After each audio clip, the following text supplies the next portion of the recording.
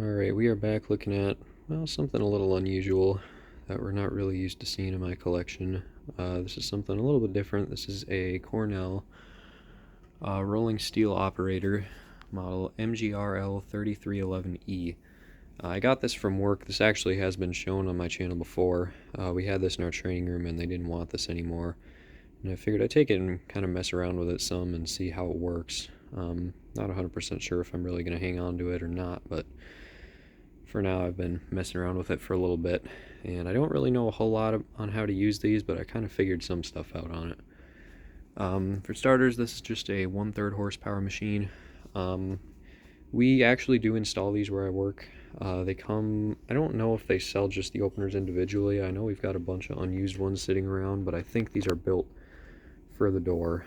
And most of the ones that we do are just a 1/3 horsepower. So this one was made in 2015, by the way. So the motor's back here. It's a little smaller than, the L5 motor is. That's a pretty big motor.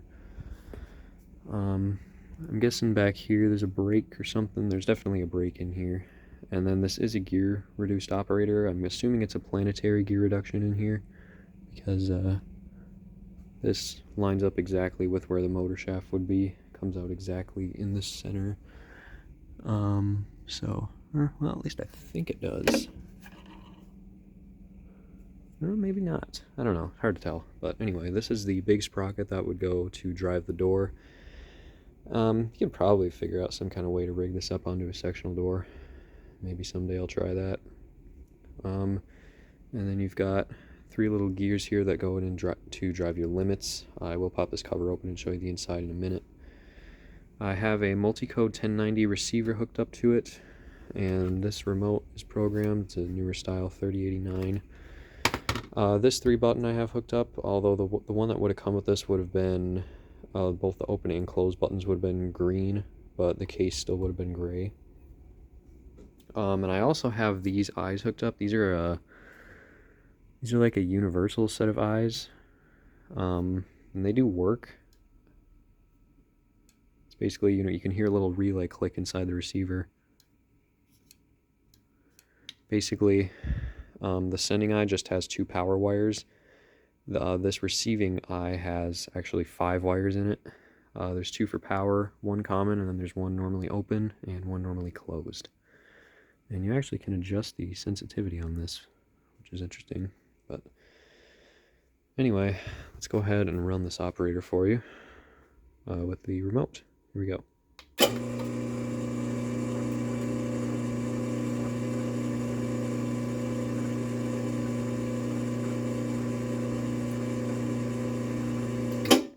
It's got kind of a unique sound to it, I guess.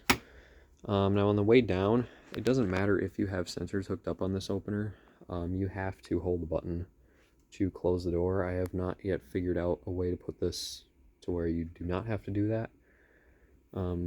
If I just hit the remote button and hold it, it'll go for a little bit and then it'll just stop and it won't close with the remote at all. If I just push this, it'll just run for a little bit.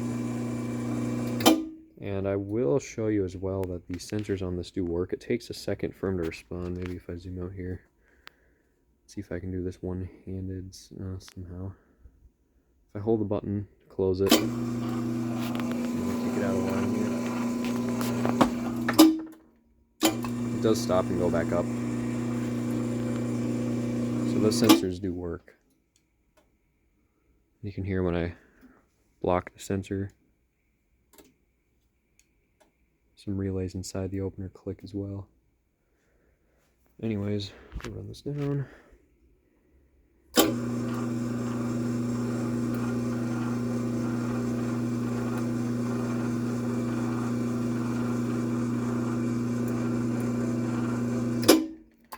Alright, so I will pop the cover open on this machine and show you the inside of it real quick. It's definitely interesting. Something I haven't messed around with really at all before, so I don't know, it was kind of fun to figure out how to wire it up, except for I wired up the power cord backwards and immediately tripped the breaker when I plugged in the machine. But anyway, here's what we got inside. So these are your limits. You can see there's a bunch of limit switches in here. There's 3 for the down and 2 for the up. But otherwise, you know, they're set the same way as any other limits are, really. And I'm trying to find where the plate is that holds the limits. Huh. It almost kind of looks like there's not really a plate to hold the limits to keep them from spinning. But I can't spin them. I don't know. You guys see anything? Because I don't. Anyway, transformer right here. This is basically your power board. It's got your open and close relays on it. This is where the those photo eyes wire up is right here. You can also hook up an edge with these 2 terminals. And then this is your main logic board. You've got a ton of relays on here.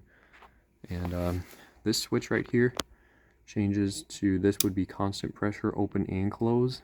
This one switches it to momentary pressure open, which you know, you can't get momentary pressure close, at least that I've been able to figure out.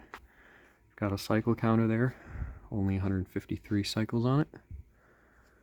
And you've got your big terminal block here, 3 button hooks up there. These 2 down on the bottom are the power wires for the sensors. Yeah. And of course you got your 3 wire up there for the receiver. Little wire diagram. So it's definitely something pretty interesting, pretty unique. And, you know, like I said, I'm still not 100% sure on what all you can do with this. These limits, man, I can't figure out what these limits ride on. Oh, wait, I see it now. Okay, there is a plate back there. See me pushing that? So there is a plate back there. I just couldn't see it. It must be kind of a pain in the butt to set the limits. Anyway, yeah, so I mean, that's really it. Just thought I'd show you guys that. I have the time here, so like I said, I'm not sure if I'm gonna hang on to this one or not, but just got it so I can mess around with it. Maybe one of these days I'll try to put it on a door. I don't really have a great spot to install it down here. Don't really have a great spot out in the garage either, to be honest. Once I got my own place with a big shop, I'll put this on something. Anyway, that's it. Thanks for watching. See you guys later.